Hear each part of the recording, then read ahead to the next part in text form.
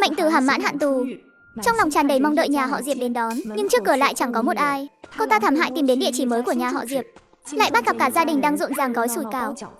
Trên bàn thậm chí còn không chuẩn bị bát đũa cho cô ta. Càng không ngờ Diệp Chính Hoa đã hạ quyết tâm, trực tiếp dập tắt ý định học lại của cô ta, đưa cô ta vào xưởng dệt làm công nhân nữ. Còn chưa bước vào cửa, Mạnh Tử Hàm đã bị tiếng máy móc cầm dù chói tai, dọa cho đứng hình tại chỗ. Vừa vào phân xưởng, Mạnh Tử Hàm đã sững sờ trước cảnh tượng trước mắt. Những cỗ máy dệt cao lớn cầm dù vận hành không ngừng. Trong không khí tràn ngập bụi bông và bụi bặm gây sặc. Chị Lưu, đây là Mạnh Tử Hàm mới đến.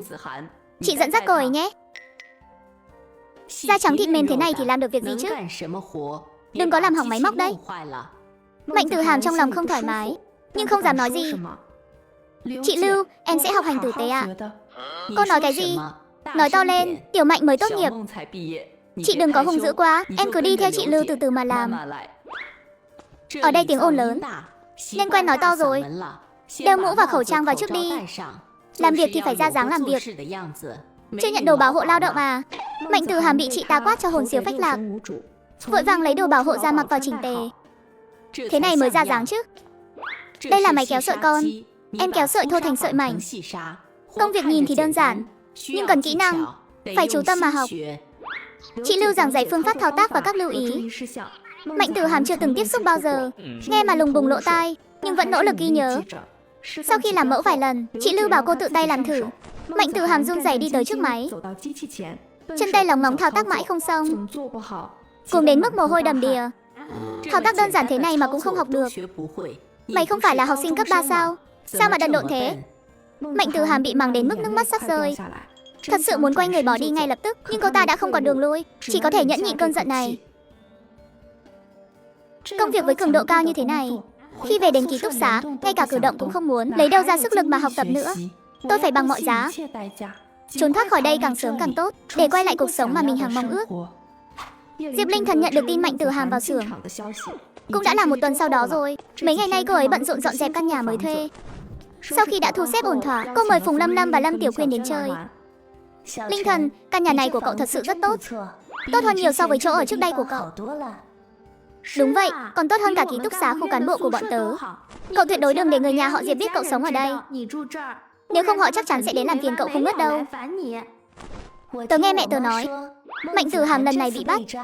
Nhà họ Diệp vậy mà không đi bảo lãnh cô ta, để cô ta bị nhốt đủ nửa tháng mới được ra. Vừa mới ra ngoài, Diệp Chính Hoa đã đưa cô ta đến xưởng dệt rồi. Con là thợ đứng máy vất vả nhất ở phân xưởng dệt. Một ngày làm việc xong, trên người có thể rũ ra được cả lạng bông vụn. Trước đây nhà họ Diệp cưng chiều Mạnh Tử Hàm như vậy, lần này lại có thể nhẫn tâm đến thế. Tôi đoán chắc chắn là họ thấy bây giờ cậu đã thành đạt rồi, nên muốn vạch rõ ranh giới với Mạnh Tử Hàm, để con quay sang định bợ cậu đấy. Cậu phải cẩn thận một chút. Diệp Linh Thần nghe tin mà cảm thấy thật bùi ngùi. Từ thái độ của nhà họ Diệp đối với Mạnh Tử Hàm có thể thấy gia đình này sống bạc bèo đến mức nào, trở mặt còn nhanh hơn lật sách. Tớ còn nghe mẹ tớ nói, Mạnh Tuyết Vân cầu xin mẹ tớ giúp bà ta tìm việc trong xưởng. Mẹ cậu đồng ý rồi sao? Không đồng ý, mẹ tớ nói Mạnh Tuyết Vân tâm địa bất chính, không thể để bà ta vào xưởng thép làm hư hỏng nền nếp được. Sau đó vẫn là Diệp Chính Hoa đứng ra, nhờ vào quan hệ sắp xếp cho bà ta một công việc quét dọn ở ủy ban phường, mỗi tháng cũng được tầm 100 tệ. Diệp Linh Thần có chút kinh ngạc. Kiếp trước Mạnh Tuyết Vân làm nội trợ cả đời, không ngờ kiếp này bà ta lại ra ngoài làm việc. Nhưng những chuyện này chẳng còn liên quan gì đến cô nữa. Đừng nhắc đến họ nữa, nói chuyện gì vui vẻ đi. Còn 2 ngày nữa là khai giảng rồi. Các cậu đã chuẩn bị xong hết chưa? Chuẩn bị xong từ lâu rồi, đã kiểm tra lại đến 800 lần rồi đấy. Yên tâm đi, chuẩn bị xong xuôi rồi. 3 cô gái díu dít trò chuyện về những món đồ cần mang khi nhập học, không khí thoải mái hơn hẳn. Ngày báo danh, Diệp Linh Thần xuất phát thẳng từ căn hộ cho thuê. Vì ở gần trường nên chỉ mang theo vali nhỏ đựng quần áo. Vừa đi tới cổng trường, cô liền thấy 2 bóng người quen thuộc đứng đó, Diệp Lâm Nam và Diệp Lâm Bắc. Bọn họ đến đây làm gì nhỉ? Diệp Lâm Nam và Diệp Lâm Bắc như cảm nhận được, quay đầu lại liền nhìn thấy Diệp Linh Thần, gương mặt hiện rõ vẻ vui mừng. Chị ơi, chúc mừng chị đã đỗ vào trường đại học tốt như vậy. Mấy người đến đây làm gì? Là bố đưa bọn em tới đây. Bố đang đợi chị ở khu báo danh phía trước. Bọn em nghĩ chắc chị không muốn gặp ông ấy, nên tôi báo tin cho chị trước. Đó cũng là lý do cặp song sinh không đi vào trong. Họ thấy Diệp Chính Hoa không có ý tốt, giờ họ đã toàn tâm toàn ý hướng về Diệp Linh Thần. nên mới đặc biệt ở lại để báo tin. Ông ta đến thì đến, liên quan gì đến tôi? Chị cảm ơn mấy đứa đã báo tin nhé. Tiểu Bắc, chị không còn giận bọn mình nữa hả? Chị ấy còn nói cảm ơn với mình nữa kìa. Sao em cảm thấy chị ấy đối xử với mình như người lạ ấy? Chẳng thấy thân thiết chút nào. Vậy phải làm sao đây? Họ đến đây là để làm hòa và xây dựng lại quan hệ với chị, không thể dễ dàng bỏ cuộc được. Đi theo xem chị thế nào đi. Chẳng mấy chốc đã đến chỗ báo danh của Học viện Tài chính. Từ đằng xa, Diệp Linh Thần đã nhìn thấy Diệp Chính Hoa đứng đó, đang giáo giác nhìn quanh. Thấy Diệp Linh Thần đi tới, Diệp Chính Hoa vội vàng đón lấy. Linh Thần, con tới rồi à? Hành lý nặng lắm, để bố cầm giúp con cho. Không cần. Nụ cười trên mặt Diệp Chính Hoa bỗng cứng đờ.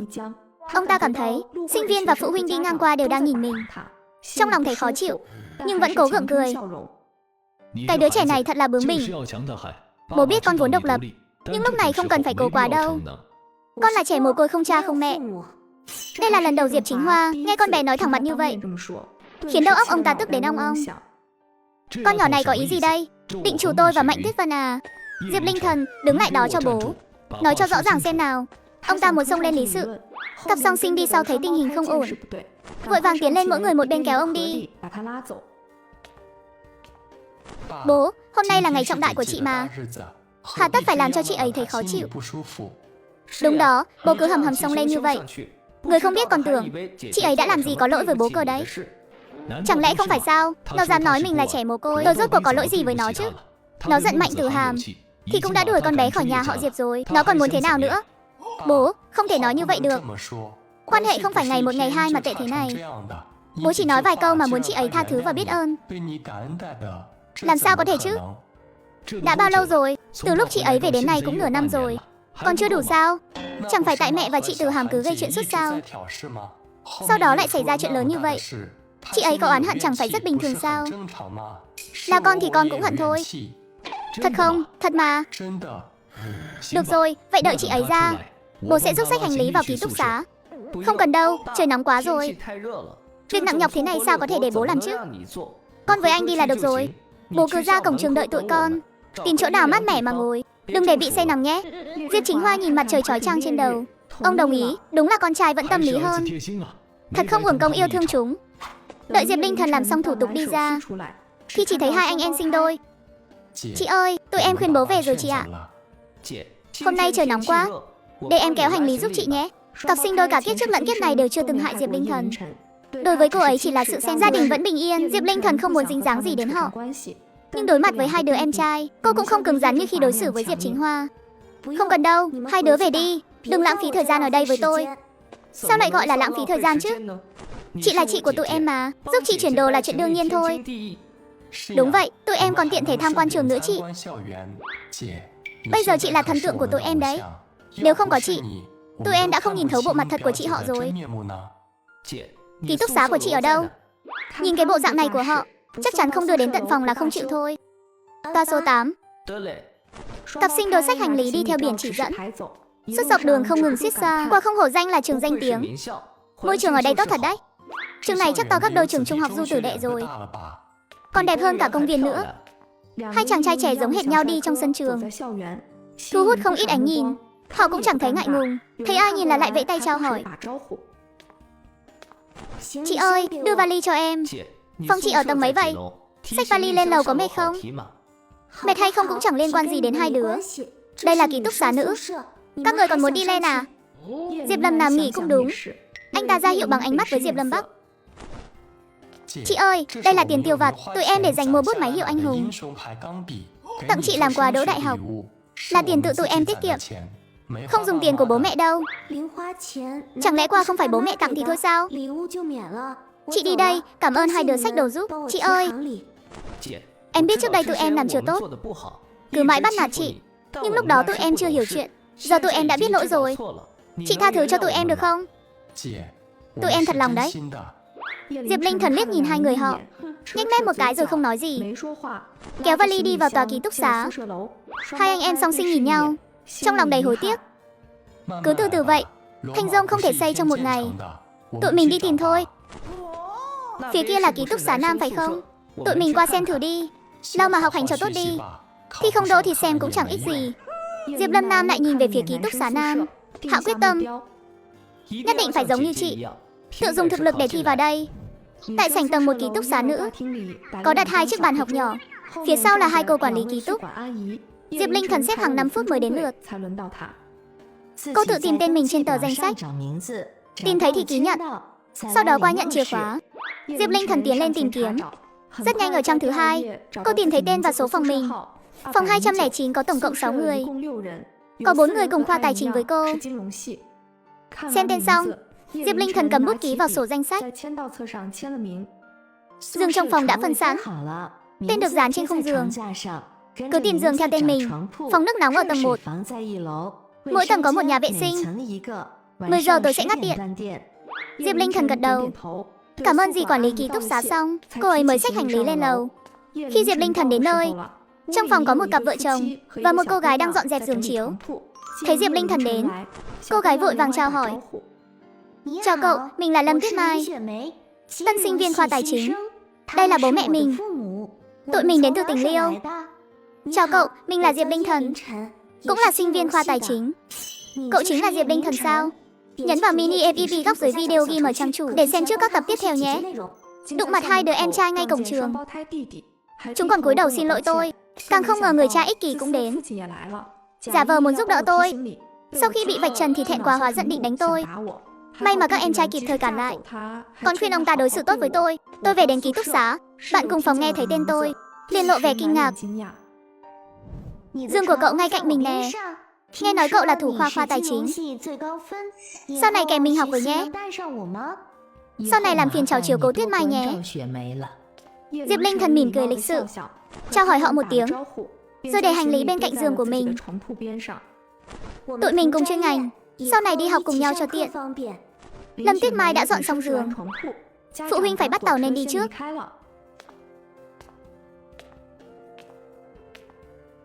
Cậu là người Giang Thành à? Bố mẹ không đến giúp sao? Đúng vậy, mình người Giang Thành. Lâm Tuyết Mai rất tình ý không hỏi thêm, chỉ tay về phía chiếc tủ sát tường. Hành lý có thể cất trong tủ, chìa khóa cắm sẵn ở cửa kia. Mình đến sớm nên đã lau dọn hết rồi, cứ trực tiếp cất vào thôi. Cảm ơn cậu, có gì đâu mà khách sáo. Mình đã cùng bố mẹ đi xem quanh đây rồi. Nhà ăn ở ngay gần đây thôi. Cơm nước ở đây rẻ lắm. Món mặn 1 tệ, món chay 5 hào, cơm 5 hào 1 lạng. Nhưng phải tự mang hộp cơm. Bên cạnh nhà ăn có tiệm tạp hóa, đồ dùng sinh hoạt cũng rẻ hơn bên ngoài.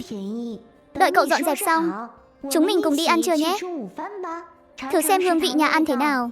Dù Diệp Linh Thần đã dạo qua trường, nhưng không rõ bằng Lâm Tuyết Mai. Nghe giải thích xong liền vui vẻ đồng ý. Vừa hay mình không biết đường, phiền cậu dẫn mình đi nhé. Nghe nói món sườn xào chua ngọt ngon lắm.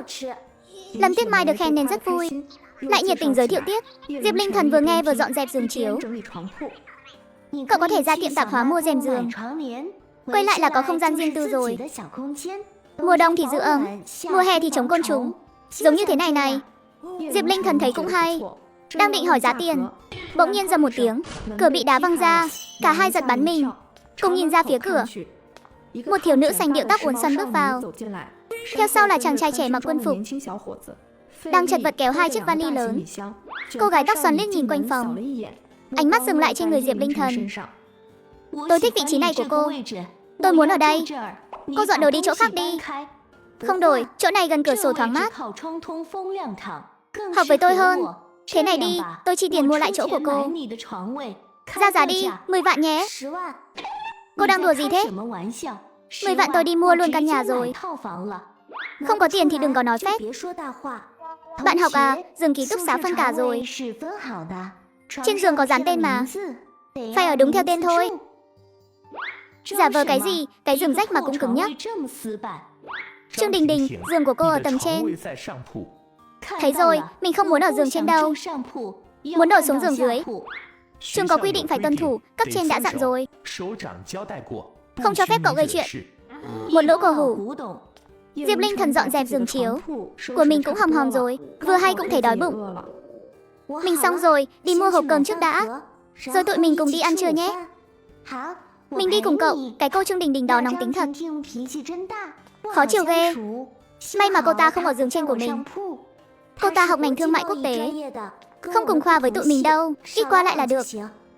Mình đoán cô ta chẳng ở đây được mấy ngày đâu. Nhìn phong thái đó chắc là con ông cháu cha khu quân đội rồi. Mắt mọc trên đỉnh đầu mà. Chắc là chê ký túc xá tôi tàn. Sớm muộn gì cũng dọn ra ngoài ở thôi. Diệp Linh Thần không đáp lời, mà chuyển sang chuyện khác. Hai người vừa nói vừa cười đi đến tiệm tạp hóa. Cậu còn thiếu gì nữa không? Mua đủ một thẻ đi. Lát nữa đông người, lại phải chen chúc, cũng có lý. Hai người xách đồ đến nhà ăn. Không đông lắm, cả hai đều mua được sườn xào chua ngọt. Thức ăn của mình nhiều nè, cậu nếm thử đi. Diệp Linh Thần gắp một miếng, cũng đẩy hộp cơm của mình qua. Cậu cũng nếm thử của mình xem. Ăn xong, cả hai lấy nước nóng rồi mới về phòng. Trương Đình Đình và quân nhân kia đã đi rồi. 3 chiếc giường còn lại cũng đã có người đến. Các cô gái đang dọn dẹp. Dương dưới của Trương Đình Đình là Vương Lệ Na, ăn mặc rất thời thượng, nụ cười tươi tắn. Thấy hai người quay lại, cô ấy cầm túi giấy đưa sang. Chút quà gặp mặt. Sau này mọi người giúp đỡ nhau nhé. Cảm ơn cậu nhiều nhé. Đừng bận rộn nữa, mọi người tự giới thiệu chút đi. Tất cả lần lượt giới thiệu.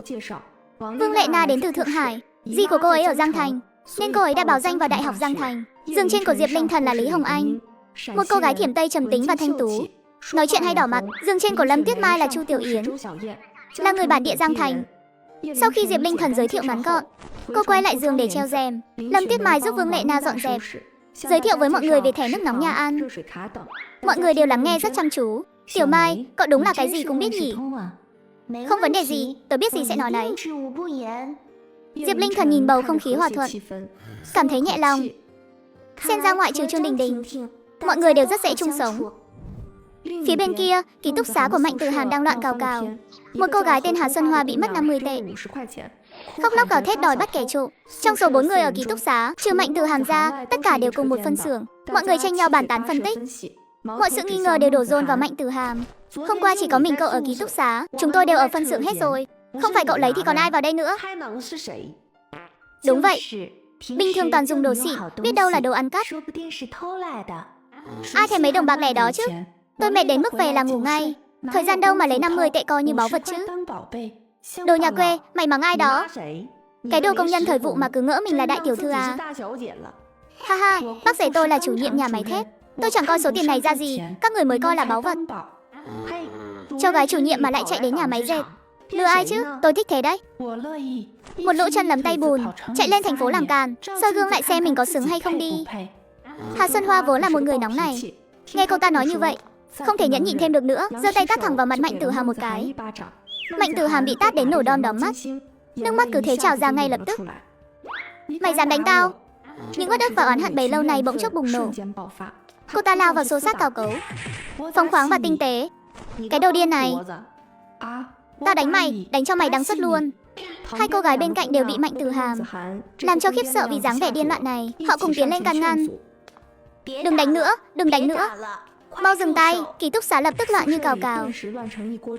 Tiếng la hét, tiếng khóc lóc, tiếng chửi rủa lẫn lộn vào nhau. Tiếng động lớn thế này đã khiến nữ công nhân các phòng khác phải ló đầu ra xem. Có người chạy đi gọi chủ nhiệm phân xưởng Lý Tú Mai tới. Làm cái gì vậy? Ồn ào cái gì thế? Hà Xuân Hoa chỉ vào vết cào trên mặt khóc lóc kể lại sự việc. Hôm qua chỉ có mình cô ở trong phòng. Chủ nhiệm Lý, tôi thực sự không trộm. Họ vu oan cho tôi. Được rồi, nói không rõ thì khám xét. Mạnh Tử Hàm. Bắt đầu từ cô trước. Mạnh Tử Hàm vì muốn chứng minh trong sạch, đành phải đồng ý. Lý Tú Mai dẫn người lục tung hành lý của cô ấy, nhưng không tìm thấy tiền. Thấy chưa, tôi không có trộm. Giờ thì phải khám xét họ. Biết đâu là do chính họ tự bày trò. Dựa vào đâu mà khám tôi? Tôi mới là người mất tiền mà. Để công bằng thì khám hết đi, tránh việc nói không rõ ràng. Kết quả là lần khám này thực sự đã xảy ra vấn đề. Trong cùng ký túc xá, trên người một cô gái tên là Trịnh Tiểu Phương, không chỉ tìm thấy 50 tệ của Hà Xuân Hoa, mà còn thấy cả kẹp tóc, dây buộc tóc và mấy thứ đồ lặt vặt khác. Đây là đồ của tôi tìm mãi không thấy. Hóa ra là do cô trộm. Chủ nhiệm, tôi không cố ý đâu. Tại nhà tôi nghèo quá, thấy đồ của Mạnh Tử Hàm đẹp nên tôi mới lấy. Còn tiền thì tôi không kìm lòng được. Lúc tôi đang sờ vào đồ của cô ta thì thấy tiền của Xuân Hoa để trên giường, nên đã tiện tay lấy luôn. Lý Tú Mai trực tiếp đuổi việc Trịnh Tiểu Phương, nhưng Mạnh Tử Hàm vẫn không chịu bỏ qua. Cô ta cảm thấy mình bị oan, lại còn bị Hà Xuân Hoa đánh, nên nhất quyết bắt Hà Xuân Hoa phải xin lỗi. Cô không đánh tôi chắc? Vết thương trên mặt tôi ở đâu ra? Mắt tôi suýt bị cô cào mù rồi mà còn bắt tôi xin lỗi à? Là ai ra tay trước hả? Cô không động thủ thì tôi đánh cô làm gì? Đánh cô thì sao chứ? Tôi nhìn cô thấy ngứa mắt đấy. Ai bảo cô coi thường người nhà quê? Lần sau còn dám tôi lại đánh tiếp. Mạnh Tử Hàm nhìn khuôn mặt đen đỏ đầy vết cào của Hà Xuân Hoa. Cơn uất nghẹn trong lòng không những không tan, mà còn thấy bí bách hơn. Đúng là xui xẻo hết mức. Sao lại gặp phải hạng nhà quê ngang ngược thế này? Chẳng khác gì Diệp Linh Thần phiên bản thứ 2. Chủ nhiệm, tôi muốn chuyển ký túc xá. Tôi không thể ở chung với cô ta được. Lý Tú Mai đang phiền não vì vụ trộm cắp. Làm gì có thời gian quản mấy việc này. Được rồi, đừng khóc nữa. Ai bị thương thì đi trạm xá xử lý đi. Chuyện này tính sau. Lần sau còn chọc vào tôi thì coi chừng cái da của cô đấy. Mạnh Tử Hàm ấm ức lao lên giường ôm mặt khóc nức nở. Càng nghĩ càng tức. Cái nơi quái quỷ gì thế này? Công việc mệt mỏi, môi trường thì tệ, bị vu khống trộm đồ lại còn bị đánh. Lý Tú Mai căn bản không thèm giúp tôi. Thật là quá bất công. Hu hu, tôi đã đắc tội với ai chứ? Cô ta khóc xé lòng xé dạ, cảm thấy như rơi xuống hố đen không đáy, không thấy chút ánh sáng nào. Nơi này không thể ở lại thêm giây phút nào nữa. Mạnh Tử Hàm sụt sùi đứng dậy, thu dọn đồ đạc quý giá, chạy về khu tập thể nhà máy trong đêm. Nhưng Diệp Chính Hoa đang ở nhà, cô ta không dám về, đành phải ôm đồ đạc ngủ tạm một đêm ở đình hóng mát ngoài vườn. Đình bốn bề lộng gió, lũ muỗi cứ vo ve lao thẳng vào mặt, đốt cho cô ta ngứa ngáy khắp người. Lũ muỗi đáng hèo kia, đến cả bọn mày cũng bắt nạt tao. Sao số mình lại khổ thế này? Tất cả là tại con nhỏ nhà quê Diệp Linh Thần kia. Nó không phải kẻ thù kiếp trước của cô đâu, mà nó đến đây là để báo thù mình. Ông trời ơi, ông mở mắt ra mà xem. Hãy tiện nó đi luôn đi. Khó khăn là mới đợi được đến sáng. Mạnh Tử Hàm đợi Diệp Chính Hoa và cặp song sinh đi khỏi, mới lê bước chân nặng nề, vừa khóc vừa lên lầu tìm Mạnh Tuyết Vân. Cô ơi, cháu không muốn làm việc ở cái nơi quỷ quái đó nữa. Bọn họ bắt nạt cháu. Hu hu, vừa vào đến cửa, cô ta liền nhào vào lòng Mạnh Tuyết Vân mà khóc rống lên. Mạnh Tuyết Vân nhìn thấy Mạnh Tử Hàm, chỉ trong thời gian ngắn mà trông như già đi 10 tuổi, khuôn mặt trắng trẻo ban đầu giờ lại đỏ ửng, sưng vù. Mặt cháu bị làm sao thế này? Nhấn vào ứng dụng nhỏ ở góc dưới bên trái video trên trang chủ để xem trước nội dung các tập tiếp theo. Tôi và bạn cùng phòng mới đang tán gẫu chuyện ký túc xá. Đang nói chuyện thì cửa phòng đột nhiên bị đạp tung ra. Thiếu nữ sành điệu Trương Đình Đình xông vào, thái độ hống hách đòi cướp chỗ ngủ của tôi. Còn định dùng tiền để giải quyết ổn thỏa. Tôi lập tức bật lại ngay tại chỗ. Nhìn lại Mạnh Tử Hàm, bên phía cô ta đã sớm rối tung cả lên, bị Vu Oan ăn cắp tiền rồi còn bị ăn tát. Thật sự không chịu nổi cái khổ này nữa, đã lén chạy về nhà họ Diệp để cầu cứu. Ai bắt nạt cháu thế? Nói cho cô nghe nào. Mạnh Tuyết Vân ôm lấy Mạnh Tử Hàm đang khóc nức nở, vừa lau nước mắt vừa hỏi han. Mạnh Tử Hàm sụt sùi kể lại chuyện bị Vu Oan trộm tiền ở xưởng dệt, bị mọi người cô lập và cả chuyện bị tác động vật lý. Bọn họ toàn là lũ nhà quê, coi thường cháu. Chủ nhiệm Lý cũng chẳng thèm quản, thật là quá bất công. Mạnh Tuyết Vân vừa xót cháu vừa tức giận. Bà vốn muốn cháu gái có một công việc ổn định, không ngờ lại phải chịu uất ức như vậy. Tử Hàm à, công việc bây giờ khó tìm lắm, hay là cháu cứ quay lại làm việc đi, đợi Dượng cháu về xem có thể điều chuyển vị trí cho cháu không. Mạnh Tử Hàm vừa nghe phải về lại ký túc xá, sợ đến mức người cứ run cầm cập, một tay nắm chặt lấy tay Mạnh Tuyết Vân. Con không muốn quay lại đó đâu, con thả ra vườn hoa ngồi đợi, chứ quyết không về ký túc xá nữa. Con sợ Hà Xuân Hoa lại tác động vật lý con. Được rồi, không về nữa, con đi tắm rửa nghỉ ngơi đi. Cô sẽ nấu món gì đó ngon cho con ăn. Lúc này Mạnh Tử Hàm mới nín khóc mỉm cười, ngoan ngoãn đi tắm rửa. Đến buổi chiều, Diệp Chính Hoa đi làm về, vừa vào cửa đã thấy Mạnh Tử Hàm đang ngồi trên sofa nhà mình xem tivi. Sắc mặt ông ấy lập tức xa sầm. Sao cháu lại về đây rồi? Có phải lại gây chuyện gì rồi không? Mạnh Tuyết Vân vội vàng giải thích, nhấn mạnh việc người ở xưởng dệt bắt nạt Mạnh Tử Hàm ra sao. Chúng ta có lòng tốt giới thiệu con bé vào làm, vậy mà bị Vu Oan trộm tiền còn bị tác động vật lý. Thật là quá coi thường người khác mà. Sắc mặt Diệp Chính Hoa rất khó coi. Sắp xếp cho Mạnh Tử Hàm vào xưởng dệt là nhờ vào quan hệ. Đối xử với nó như vậy chẳng khác nào tát vào mặt ông. Tôi sẽ đưa con bé đến xưởng hỏi cho rõ. Nếu đúng như nó nói thì không làm ở đó nữa. Bắt xưởng phải bồi thường tiền, tìm công việc khác. Được, Tiêu Hàm trông cậy cả vào ông đòi lại công bằng đấy. Thế là Diệp Chính Hoa dẫn theo Mạnh Tử Hàm hầm hầm khí thế đi đến xưởng dệt, tìm gặp Lý Tú Mai. Diệp Chính Hoa còn chưa kịp mở lời, Lý Tú Mai đã nói phủ đầu trước. Anh Diệp, cháu gái anh hôm nay tự ý nghỉ việc, có phải là không muốn làm nữa không? Chủ nhiệm Lý, tôi nghe nói công nhân Vu Oan nói trộm tiền. Chuyện này là sao? Hesi, Chuyện này cũng do nó quan hệ với bạn cùng phòng không tốt, nên có biến cố là dễ bị hiểu lầm. Nó lại không chịu giải thích rõ ràng, cứ thế là ầm ĩ lên thôi. Cháu gái anh bảo là học sinh cấp 3, nhưng làm việc không tập trung, toàn sai sót. Nếu không để mặt anh thì tôi đã cho nó bay màu từ lâu rồi. Cháu không có trộm tiền, là bọn họ vu oan cho cháu. Xưởng xe sợi mệt mỏi quá đi mất, con không làm nổi nữa. Công nhân vận hành máy ở xưởng dệt, ông ấy đã đốt tiền cho chủ nhiệm Lý, là muốn ông ta giúp Mạnh Tử Hàm sắp xếp một công việc nhẹ nhàng hơn một chút. Kết quả tiền thì lấy mà việc chẳng xong, lại sắp xếp vào cái xưởng mệt nhất, làm những việc nặng nhọc nhất. Chủ nhiệm Lý, có thể điều chuyển công tác cho nó không? Không điều được, giờ chỉ thiếu công nhân vận hành máy thôi. Không muốn làm thì dọn đồ đi đi, để chúng tôi còn tuyển người mới. Lúc đầu đã thỏa thuận rồi sao giờ lại đổi? Phí giới thiệu phải trả lại chứ. Nó tự nghỉ thì mắc mớ gì phải trả tiền. Diệp Chính Hoa tức đến phát nghẹn, liền kéo Mạnh Tử Hàm đi. Đi, ta đưa con về ngay. Chúng ta không thèm chịu nhục thế này. Trên suốt quãng đường, sắc mặt Diệp Chính Hoa u ám đến đáng sợ, giống như một cơn bão sắp ập đến.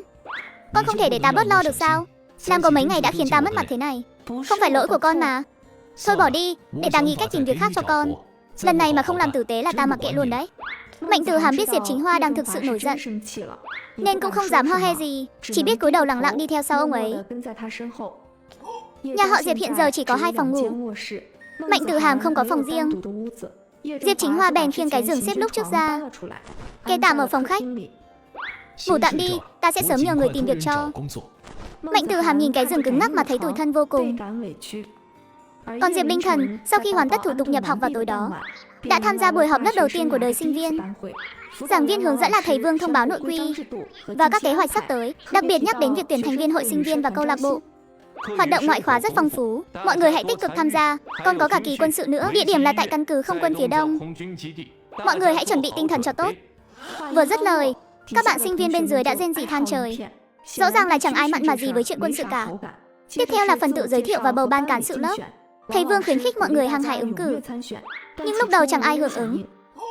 Các em hãy hăng hái lên một chút. Làm cán bộ lớp không chỉ rèn luyện năng lực, mà còn có thể phục vụ cho các bạn. Một công đôi việc đúng không? Diệp Linh Thần nhìn quanh lớp một lượt, mọi người đều ngồi yên bất động. Cô dứt khoát đứng dậy. Để tôi, cô phát biểu ngắn gọn, nói mình có thành tích tốt, có tinh thần trách nhiệm, sẵn lòng phục vụ các bạn. Nhận được những tràng pháo tay, sau đó Lý Hồng Anh và những người khác cũng lần lượt lên đài. Lý Hồng Anh nói mình từng làm cán bộ hồi cấp 3, có kinh nghiệm, cuối cùng Diệp Linh Thần đắc cử lớp trưởng. Lý Hồng Anh làm bí thư chi đoàn, các chức vụ khác do Trung Y Vân, Tôn Học Dũng và La Viễn Bân đảm nhiệm. Sau khi buổi họp lớp kết thúc, thầy cố vấn họ Vương cùng các sinh viên khác vừa nói vừa cười rời đi, để lại ban cán sự lớp mới nhậm chức, bàn bạc việc đi chuyển giáo trình vào ngày mai. Mai trước khi đo kích cỡ quân phục, phải lấy sách về rồi phân chia cho xong.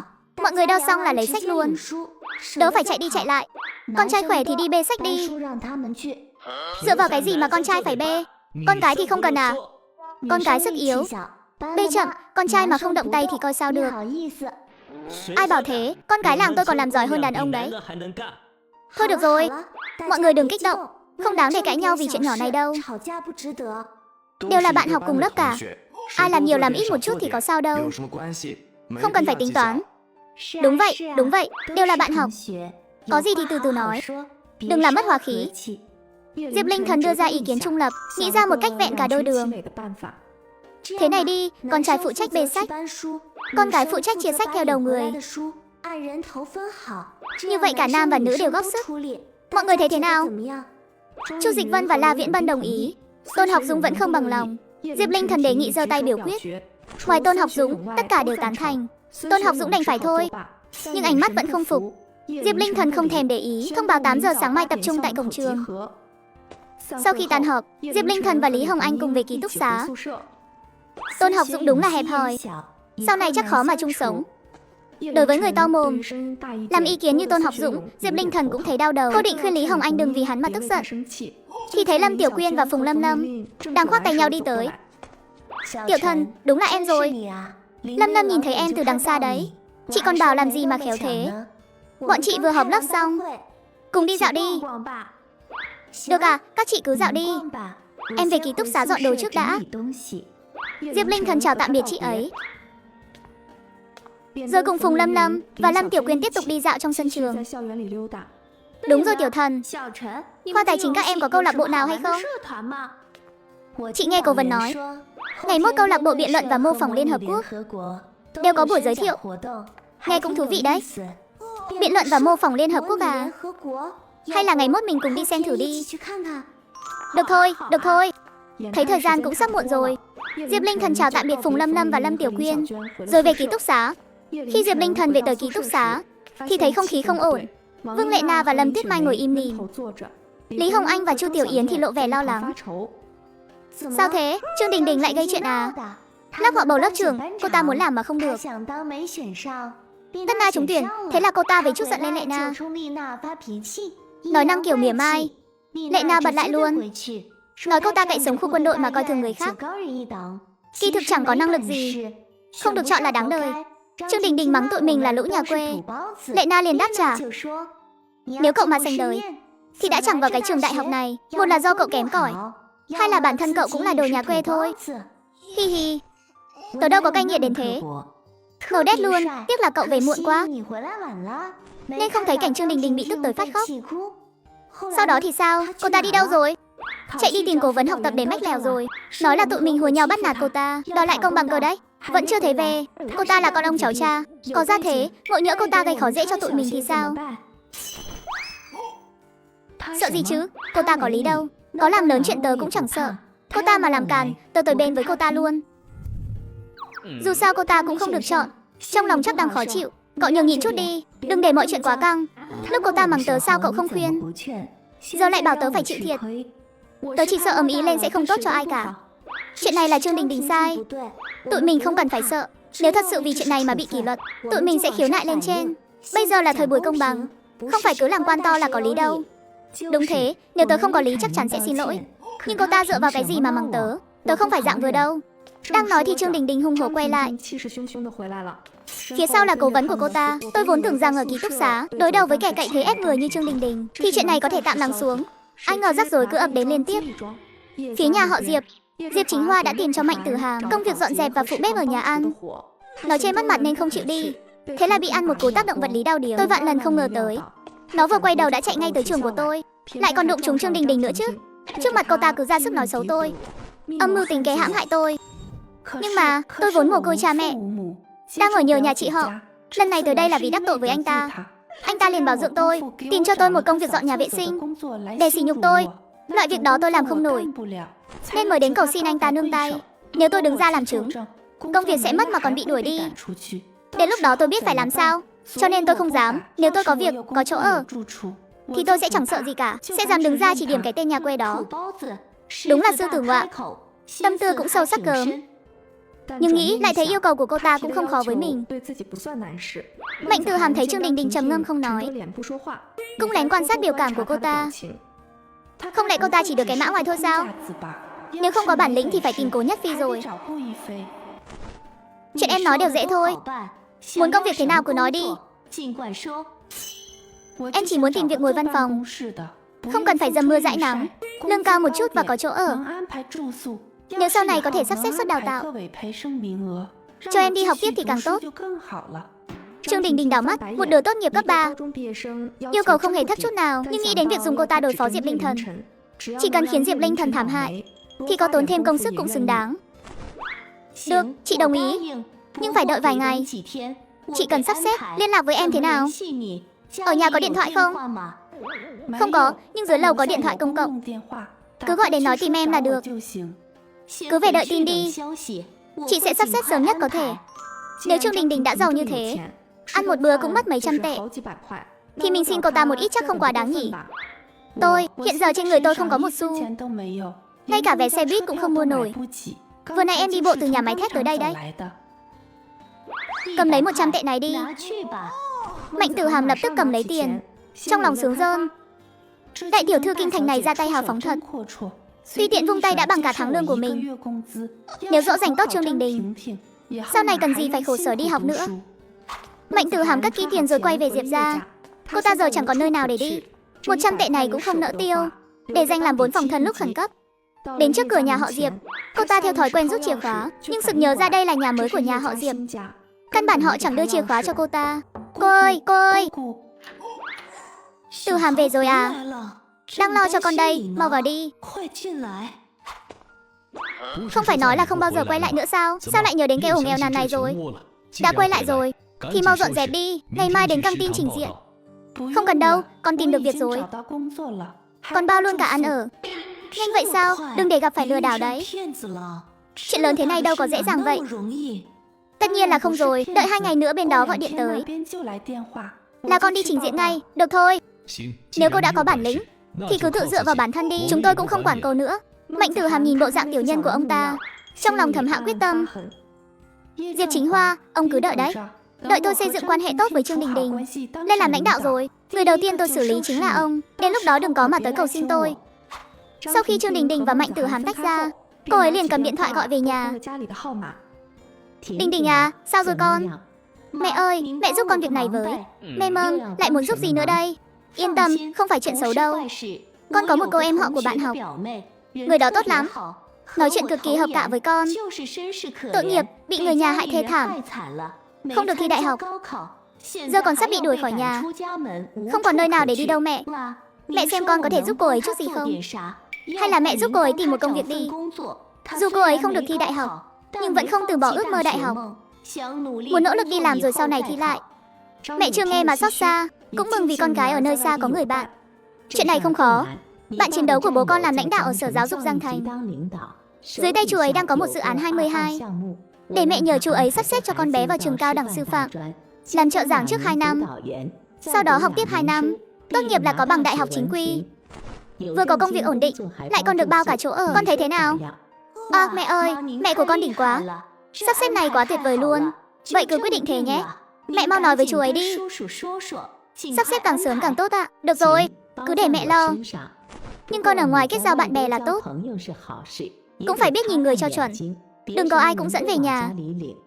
Con biết rồi mà. Con đâu có ngốc. Mạnh Tử Hàm à, cô phải cảm ơn tôi cho thật tốt đấy. Công việc này người khác cầu còn không được đâu.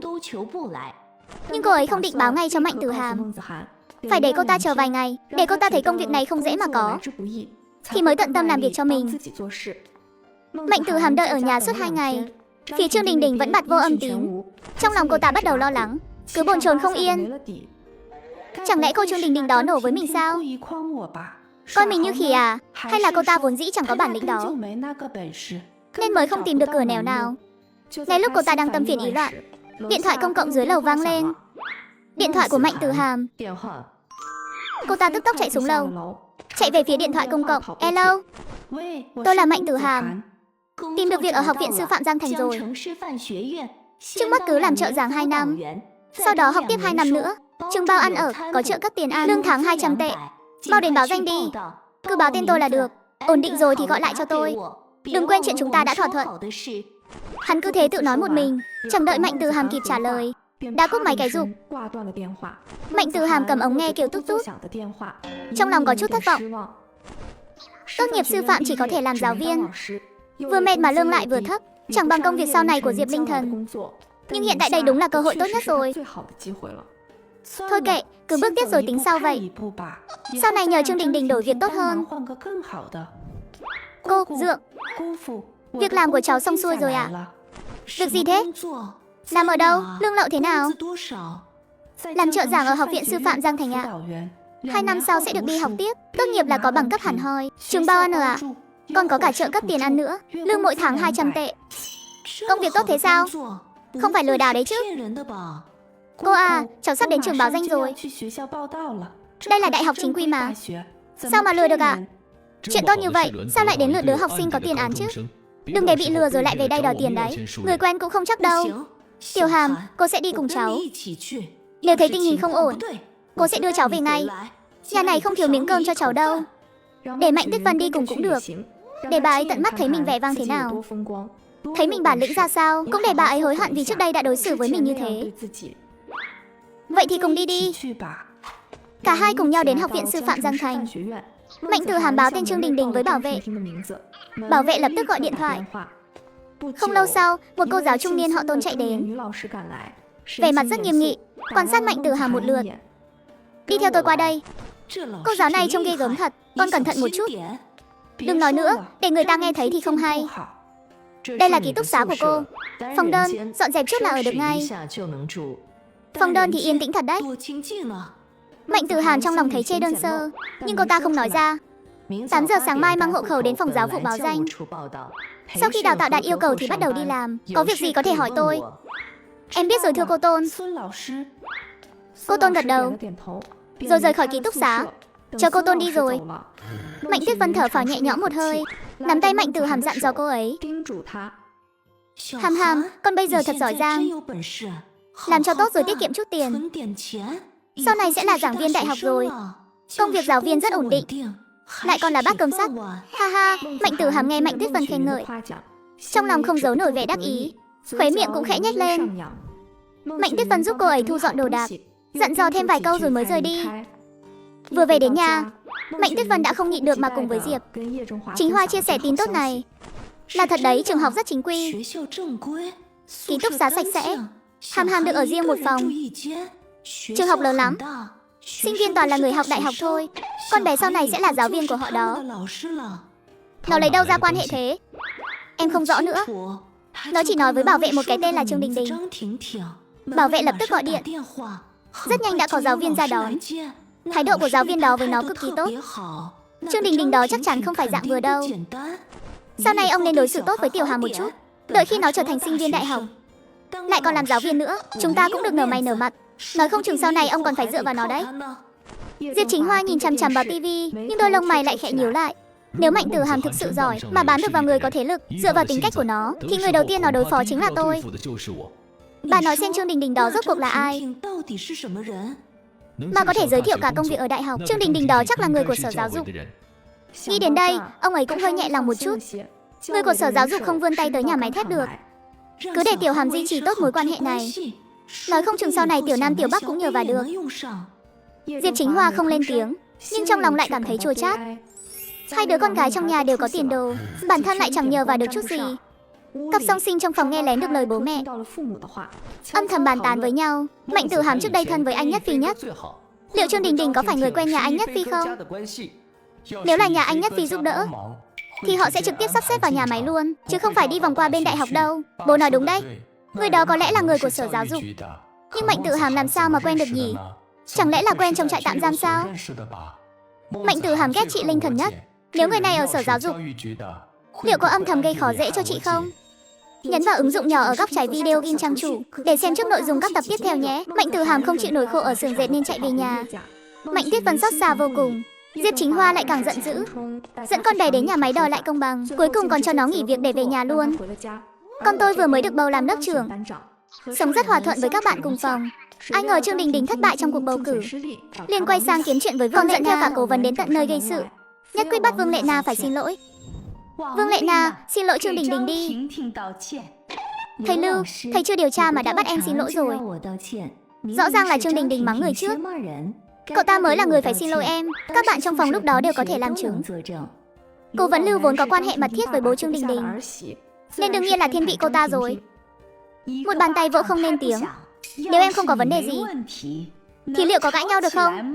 Em là cán bộ lớp, phải biết nhường nhịn bạn học, chứ không phải cứ gay gắt đối đầu như vậy. Phải xin lỗi và viết bản kiểm điểm ngay, nếu không thì đừng làm lớp trưởng nữa. Cố vấn Lưu vừa dứt lời, không khí trong ký túc xá lập tức trở nên căng thẳng. Lệ Na, cùng phòng thì nên bao dung cho nhau đi. Mê Mơn, em xin lỗi một tiếng, cho chuyện này qua đi là xong. Lâm Tuyết Mai tức giận lườm cố vấn. Diệp Linh Thần vừa định mở lời thì bị Trương Đình Đình ngắt lời. Diệp Linh Thần, cậu có ở đó đâu? Không có tư cách để lên tiếng. Diệp Linh Thần không có tư cách. Vậy những người có mặt như chúng tôi chắc là có tư cách chứ. Nếu cứ nhất quyết bắt Vương Lệ Na xin lỗi, thì ngày mai tôi sẽ lên văn phòng viện trưởng để hỏi cho rõ, xem cái học viện này có phải do nhà Trương Đình Đình mở không. Trương Đình Đình bị mắng cho tức nổ đom đóm mắt. Cô ta vốn luôn coi thường Lý Hồng Anh quê mùa, không chỉ vẻ ngoài phèn chua, mà còn tết hai bím tóc vừa to vừa dài quê cạch. Học viện có phải nhà tôi mở hay không thì chưa biết, nhưng chắc chắn không phải loại nhà quê như cô mở được rồi. Cái đồ nghèo hèn như cô mà cũng đòi gặp viện trưởng sao? Trương Đình Đình, cậu nói chuyện quá đáng lắm rồi đó. Ôi, suýt quên là cái giọng địa phương của cô thật buồn nôn.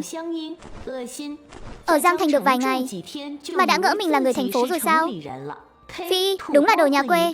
Được ở cùng phòng với tôi là vinh dự của cô đấy. Thế mà còn dám đấu với tôi à? Diệp Linh Thần nhìn bộ dạng hống hách ngạo mạn của Trương Đình Đình. Cơn giận trong lòng bốc lên, nhưng trên mặt vẫn giữ nụ cười nhàn nhạt. Luận về khoản mắng người, cô chưa từng ngán ai. Đúng là tôi đã được mở mang tầm mắt rồi. Chưa thấy ai mặt dày như cậu luôn đấy. Vừa đến đã đòi chiếm giường của người khác. Không phải cậu lớn lên trong khu nhà quyền quý sao? Sao quy tắc đến chỗ cậu lại thành đồ trang trí thế? Cứ hở ra là mở mồm chê người khác là đồ nhà quê. Ngoài xuất thân ra cậu còn gì để khoe khoang nữa không? Rồi thế sao đến cái chức cán bộ lớp cũng không bầu nổi? Đại học Kinh Thành không chứa nổi cậu nên mới chạy đến Giang Thành à? Chuyện của tôi liên quan gì đến cậu? Ai cho phép cậu nói chuyện với tôi như thế? Nói thật thì cần gì ai cho phép? Cứ tưởng mình là vua con chắc. Tiếc là cậu sinh nhầm thời rồi. Hay là quay về thời cổ đại mà làm công chúa đi. Chỉ sợ cậu không có cái bản lĩnh đó thôi. Hai người cứ đợi đấy cho tôi. Là bạn học sao không biết bao dung chút đi. Đắc tội cậu ta thì các cậu tự lo lấy thân nhé. Đã bảo đừng có chọc vào cậu ta. Lần này người chịu thiệt là Trương Đình Đình chúng ta rồi. Đến cả cố vấn cũng bênh vực cậu ta. Sau này ngày tháng của chúng ta chắc khó sống đây. Sợ cái gì? Đâu phải chỉ có mình cậu ta có chỗ dựa. Có chuyện gì thật tôi sẽ bảo vệ các cậu. Tiểu Trần, nãy cậu ngầu xỉu luôn.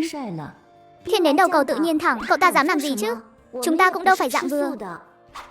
Ở một diễn biến khác, Diệp Chính Hoa tìm được 2 công việc cho Mạnh Tử Hàm. Lao công trường đại học, công nhân nhà máy thép, phụ bếp nhà ăn bãi hàng. Con không đi làm lao công đâu. Con là học sinh cấp 3, sao có thể đi quét dọn chứ? Có việc làm là tốt lắm rồi. Bây giờ khắp nơi đều sa thải nhân viên. Việc này bố phải nhờ vả người ta mãi mới có đấy. Không mệt đâu, chỉ quét hành lang và dọn nhà vệ sinh. Lương 150, dọn nhà vệ sinh thì mất mặt chết đi được. Con không đi, còn việc nào khác không? Nếu không được nữa thì bố cũng hết cách. Việc gì thế à? Phụ bếp nhà ăn, rửa rau, rửa bát, chia cơm. Nhẹ nhàng hơn làm lao công nhiều. Ăn uống xong còn có trợ cấp tiền cơm nữa. Mỗi tháng 180 tệ. Việc này cũng được đấy. Mẹ nghe nói thức ăn thừa còn được mang về nhà nữa. Mọi người đang hại con thì có. Ở nhà an toàn là mấy ông chú bà thím không có học thức thôi. Tôi thà hẹo trừ không thèm hạ mình làm chung với bọn họ. Tiểu Hàm, con cứ làm trước đi. Lần này là ở trong xưởng, không ai dám bắt nạt con đâu. Đợi khi nào có chỉ tiêu tuyển dụng, tuyển con vào xưởng rồi tính chuyện đổi việc sau. Con không làm à? Nếu thấy tốt thì cứ đi đi. Con không đi làm trò cười cho thiên hạ đâu. Ta nói cho con biết, hiện tại ta chỉ có khả năng đến thế thôi. Con không đi thì tự mình ra ngoài mà tìm việc. Giờ con tốt nghiệp rồi, muốn ở nhà thì phải đóng tiền sinh hoạt. Mỗi tháng 50 tệ. Con còn chưa nhận lương mà. Lấy đâu ra tiền mà đóng? Cô ta rơm rớm nước mắt, nhìn Mạnh Tuyết Vân đầy uất ức. Mong cô có thể nói giúp mình một câu. Tiểu Hàm, không phải cô không giúp con tìm việc tốt hơn, nhưng cứ nghe con từng vào trại tạm giam là họ từ chối ngay. 2 công việc này là nhờ dượng con bảo lãnh, hứa con không gây chuyện mới được đấy. Việc của cô còn chẳng bằng con nữa là ngày nào cũng phải cọ to lất mà vẫn phải dáng đây. Con cứ làm đi, tích lũy kinh nghiệm rồi tính sau. Cái loại việc còn con này có leo cả đời cũng chẳng ngóc đầu lên được. Con không muốn lãng phí thanh xuân. Con dám coi thường giai cấp công nhân à? Bằng cấp không có, năng lực cũng không, mà lại cứ muốn một bước lên mây. Nếu con mà được như Diệp Linh có khả năng học tập như nó, thì dù có bán nhà ta cũng nuôi con ăn học. Mọi người chỉ giỏi khinh thường con. Giờ thấy Diệp Linh Thần có tiền đồ nên quay sang hành hạ con chứ gì. Diệp Chính Hoa không thể nhịn thêm được nữa. Ông vung tay tát thẳng vào mặt Mạnh Tử Hàm một cái đau điếng. Ông đánh tôi, đánh mày vì mày là người nhà đấy. Đúng là không biết trời cao đất dày là gì. Nhà họ Diệp dốc hết lòng vì mày mà mày còn chưa thấy đủ à? Đã coi thường nhà họ Diệp thì cút đi. Cái miếu nhỏ này không chứa nổi vị đại Phật như mày đâu. Đi thì đi, tôi không bao giờ quay lại nữa. Mạnh Tuyết Vân đuổi theo phía sau, gọi tên Mạnh Tử Hàm mấy lần mà cô ta không thèm dừng lại. Bà quay đầu lại oán trách Diệp Chính Hoa. Ông đánh nó làm gì chứ? Trên người đó không có tiền. Lỡ xảy ra chuyện gì thì sao? Nó cần phải bị dạy dỗ. Nó không có gan đó đâu. Lát nữa nó sẽ tự mò về thôi. Đúng là xui xẻo mà. Nuôi ông tay áo, đúng là đồ vô. Sau này chuyện của nó tôi không thèm quản nữa. Mạnh Tử Hàm ôm mặt chạy ra đường, ngơ ngác nhìn quanh. Trong người mình chỉ còn vài đồng bạc, không việc làm, không chỗ ở, biết đi đâu đây? Cô ấy chợt nhớ đến Cố Nhất Phi. Anh ấy ở Đại học Giang Thành. Đến tìm anh ấy giả vờ đáng thương, biết đâu anh ấy có thể giúp mình tìm việc. Bố anh ấy là phó xưởng trưởng, còn giỏi hơn cả Diệp Chính Hoa. Với lại cũng để xem Diệp Linh Thần sống ra sao. Còn có thể nói xấu cô ta trước mặt bạn học nữa. Đến cổng trường, đúng lúc sau giờ ăn, dòng người qua lại tấp nập. Nhìn những sinh viên này, trong lòng Mạnh Tử Hàm thấy bất mãn. Suy chút nữa là mình cũng được ở đây rồi. Tất cả là tại Mạnh Tuyết Vân. Cô ấy đưa mắt ngó nghiêng, không biết tìm Cố Nhất Phi ở đâu. Chỉ biết anh ấy học ngành cơ khí chế tạo. Đang do dự thì có một nữ sinh đi ngang qua. Mạnh Tử Hàm vội vàng tiến tới hỏi đường. Chào bạn, cho mình hỏi chút. Ở đâu ra cái đồ nhà quê này thế? Đến cả trường ban mà cũng dám cản đường tôi. Thật là trùng hợp. Mạnh Tử Hàm, người bị chặn lại chính là Trương Đình Đình đang đạp xe đi ăn. Xin lỗi, tôi chỉ muốn tìm người thôi. Tìm ai? Tìm chị họ tôi. Khoa tài chính. Hên, khoa tài chính à? Chị họ cô tên gì? Diệp Linh Thần, cô có biết không? Hóa ra là cái đồ nhà quê đó. Đúng là cùng một ruột quê mùa như nhau. Mạnh Tử Hàm nghe đối phương mắng mình và Diệp Linh Thần, không hề tức giận, ngược lại còn thầm vui mừng. Cô ấy lập tức làm ra vẻ sợ hãi. Xin cô đừng nói cho chị họ là tôi đến đây. Chị ấy mà biết sẽ nổi trận lôi đình mất. Tôi chỉ lén xem chị ấy sống có tốt không thôi. Hên, cô sợ chị ta lắm sao? Chị ta thường xuyên bắt nạt cô à? Không, không có. Chỉ là quan hệ không tốt lắm. Thế dấu tắt này là sao? Không phải chị họ đánh đâu. Không phải cô ta, chẳng lẽ cô tự tát mình chơi à? Trương Đình Đình đảo mắt khinh bỉ, cảm thấy rất thiếu kiên nhẫn với Mạnh Tử Hàm, nhưng nghĩ đến việc có thể lợi dụng nên vẫn nén giận gượng cười. Tôi là bạn cùng phòng của chị họ cô. Trương Đình Đình tôi thích nhất là đòi lại công bằng. Có uất ức gì cứ nói với tôi sẽ làm chủ cho cô. Chưa ăn gì đúng không? Tôi mời cô, vừa ăn vừa nói chuyện. Có được không à? Làm phiền chị quá. Tôi bảo được là được. Đi thôi. Trương Đình Đình ra cảnh tốt, chi tiêu rất hào phóng, dẫn Mạnh Tử Hàm đến cung điện Si Sơ. Mạnh Tử Hàm ngước nhìn tấm biển vàng son lộng lẫy, cảm thấy hoa cả mắt. Mạnh Tử Hàm lật thực đơn, mức giá khiến cô ấy hít một hơi lạnh. Món tráng miệng rẻ nhất cũng vài chục tệ. Muốn ăn gì cứ gọi đi. Đừng ngại, tôi không kén ăn đâu. Cô cứ gọi là được. Trương Đình Đình gọi bít tết và nước ép dưa hấu. Lần đầu Mạnh Tử Hàm đến nhà hàng cao cấp thế này, vừa phấn khích vừa lo lắng. Trương Đình Đình giàu thật đấy. Nếu có thể bám lấy chị ta, biết đâu có thể sắp xếp việc làm cho mình. Thế là khi Trương Đình Đình hỏi về Diệp Linh Thần, cô ấy lập tức khai hết sạch sành xanh, tuôn ra hết tất cả mọi chuyện. Cô ta từ nhỏ ở quê đã vô pháp vô thiên, nói dối, trộm tiền, gian lận là chuyện cơm bữa. Về kinh thành rồi vẫn không coi giáo viên ra gì. Cái lời giáo viên khiến chủ nhiệm bị đuổi việc. Đáng hận nhất là cô ta hãm hại tôi, khiến tôi lỡ kỳ thi đại học, còn bị vào trại tạm giam. Trộm tiền, gian lận, hại giáo viên bị đuổi việc. Trời à, cô ta xấu xa vậy sao? Vừa ăn vừa nói đi, bít tết ở đây cũng tạm tạm. Tuy không bằng nhà hàng ở kinh thành, nhưng cũng ăn được. Cô nói tiếp đi, càng chi tiết càng tốt. Mạnh Tử Hàm không ngờ rằng bản thân chỉ đơn giản là tỏ vẻ đáng thương mà có thể đổi lấy một bữa tối thịnh soạn đến vậy. Anh ta vừa ăn ngốn ngấu, vừa càng ra sức thêu dệt nên tội trạng của Diệp Lăng Thần. Lát nữa cậu đi theo tôi về trường, đến chỗ cố vấn học tập nói rõ chuyện này. Nhất định phải khiến chị bảo của cậu trả giá.